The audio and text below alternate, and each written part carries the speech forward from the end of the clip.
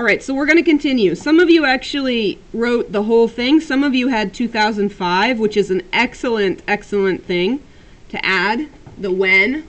Okay, so I suppose we could add and when here, because that's also important. All right, and another thing that one of you said is while you're going through your organizer that you looked at for my story, the things that you are now adding, you're adding in a different color. Okay, which I really think is a good way to do this. All right, let's see. Next, I had just gotten home from a busy day at work. Tired and hungry, I started to walk to the store to find supper. So, what do you see? I just gotten home. Maybe I could write home. I don't hear anything in there. I didn't smell or taste anything, but how did I feel? I was tired and I was hungry. Okay, so those would be feelings that you could add to your paper if you didn't have them. So I'm going to underline those because those are feelings. Okay, I'm going to remind you not to speak out because I'm recording. So please raise your hand if you have something to say. Thank you. All right, next, I started to walk to the store to find supper. I traveled down the quiet city streets. All right, and when I say I traveled down the quiet city streets, I'm going to circle the adjectives, the things that are describing things. So it's quiet, and so I could write down quiet as a sound. Okay, that's also a describing thing. So I guess I'll circle the sounds. Quiet city streets. Let's see, I'll put a square around things that I see. Okay, I like to use pencil. So if I were using a highlighter, I'd probably highlight each of these things in a different color. So I underlined the feelings. Maybe I would use blue for the feelings. I'm circling the sounds. All right, so I'm going to just circle them here on the page. I'm going to underline these things on the page. All right, and then I'm going to draw a square around the things. And then, so city streets, I see city streets. Okay, where I could smell barbecue meat, vegetables, rice, and miso soup. So I could write all of those foods down. Okay, did anybody else write those foods down? Oh, good, a lot of you caught those. Please don't speak out. I'm just asking you to raise your hand. Good, if you had them. All right, so I'm gonna write foods here.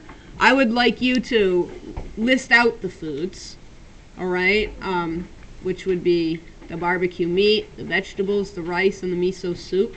The great part about this is if you don't know how to spell it, this is where you can actually just copy it, all right? You can actually just copy it if you need to. Drifting out kitchen windows everywhere. I'm just curious, did any of you write kitchen windows for something I could see? All right, I could actually see kitchen windows. I didn't say that I could, but if you had written kitchen windows on something I could see, that would be okay. All right, that would be fine. The focus here really was on the smell and the taste, but if you had written that on what I could see, that would be just fine. And I wondered what I would eat, because remember, I'm hungry. Okay, lost in my own thoughts, I heard something crying. Okay, so there's a sound.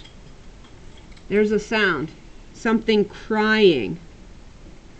All right, please don't shout out. If you have something to say, you need to raise your hand, and then I'll see there's questions. I looked down to see, look, here's a keyword, see, a tiny white kitten, right? A tiny white kitten with black spots. So I'm gonna write kitten. Okay, and you could have described it all out if you wanted to. You could have said tiny white kitten with black spots. What you may have also written is cow kitty, right? He looked like a cow kitty. How many of you actually wrote cow kitty? Okay, and sometimes I would call Hikaru my cow kitty.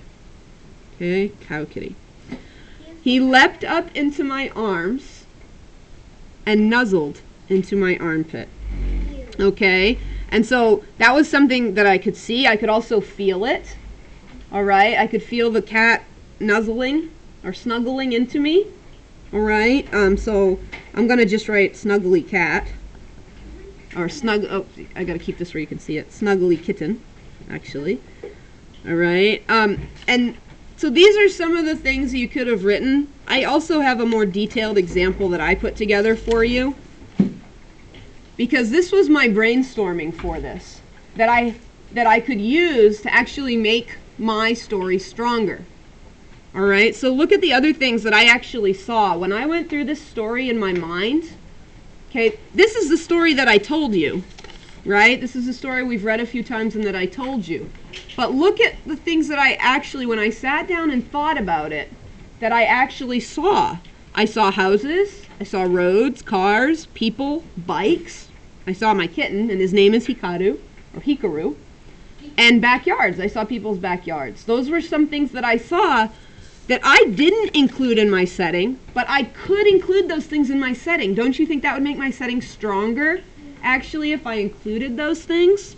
And then look, when we went through this, what do I hear? I only pulled out a couple of things. But look, I actually heard cars driving. I heard a light wind in the warm night air. I heard a doorbell. I heard dogs barking. And I heard people talking. Okay, actually, in this story. So those were some things that I heard that I could use to strengthen my setting. All right, next, what do I smell or taste? The city smell. The smell of a city that I was in has a specific smell to it.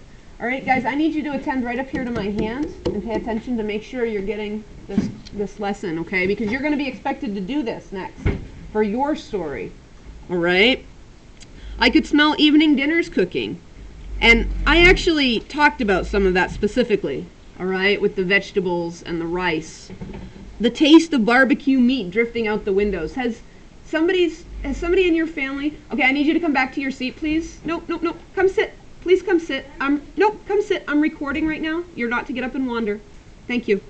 All right, so I'm not sure, but how many of your families have ever cooked something that the smell was so strong you could actually taste it? Just raise your hand. Like you could taste it. That was how this city smelled as I walked through it, okay? And so that was how strong and nice, actually, the smell was. And I could also smell car exhaust. Not such a nice smell. All right, what did I hear? I heard, oh, we talked about that. And what do I feel? I felt warm night air, the light wind. I felt warm and snuggly when the kitty jumped up into my arms. I felt sad because I was thinking if someone lost their cat. I felt surprised in the next part of the story. That actually doesn't belong here. I felt scared if I didn't know what to do with the cat. I felt hungry, because remember, I said I was hungry. I hadn't eaten yet. I was tired, and I wanted to eat. Please don't interrupt. And then I also felt lonely and a little bit nervous. Okay, so these are all things I could use to strengthen my setting, but I'm also going to build them into the middle of my story, some of these pieces. And you'll see how these connect over time. All right, so your job is actually going to be to take the story that you've started and work to develop some of these pieces about what you see, hear, smell, or taste. You can actually go through your story with a pencil or a highlighter and pull some of those pieces out, and you can also sit and think about some of those pieces that you haven't included yet. Okay, if I could ask you not to interrupt, that would be great, all right, because I'm trying to teach you a lesson, okay? And so when you have questions, I need you to raise your hand. That's very important, all right? So that's what I'd like you to do. And if there are any questions, now I'm going to turn the recording off, and now is the time for you to raise your hand and ask questions.